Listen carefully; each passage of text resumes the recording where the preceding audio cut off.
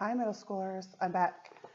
Just to let you know, I'm having a hard time uploading larger videos. So from this point on, my videos are going to be a little bit shorter. I won't get through a whole chapter or section with each video I make just because of the restrictions of my internet. So just know that every few minutes, you'll probably have to stop and start a new video.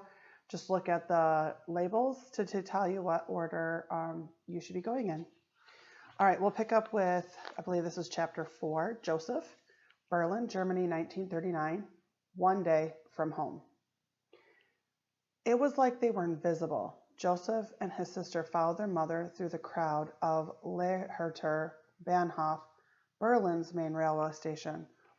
Josef and Ruth each carried a suitcase, and their mother carried two more, one for herself and one for Josef's father. No porters rushed to help them with their bags. No station agents stopped to see or ask if they needed any help finding their train. The bright yellow Star of David armbands the Landaus wore were like magical talismans that made them disappear. Yet no one bumped into them, Josef noticed. All the station attendants and other passengers gave them wide berth, flowing around them like water around a stone. The people chose not to see them. On the train, Josef and his family sat in one compartment labeled J for Jew, so no real Germans would sit there by accident. They were headed for Hamburg on the north coast, where his father would meet with them and board their ship. The day they had gotten Papa's telegram, Josef's mother booked tickets for all four of them to the only place that would take them, an island half away around the world called Cuba. Ever since the Nazis had taken over 6 years ago, Jews were fleeing Germany.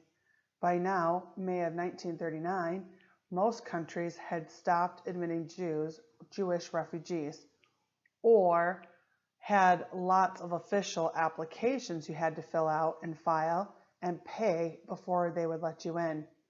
Josef and his family hoped to one day make it to America, but you couldn't just set sail to New York Harbor.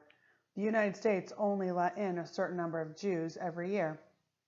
So Josef's family planned to live in Cuba while they waited.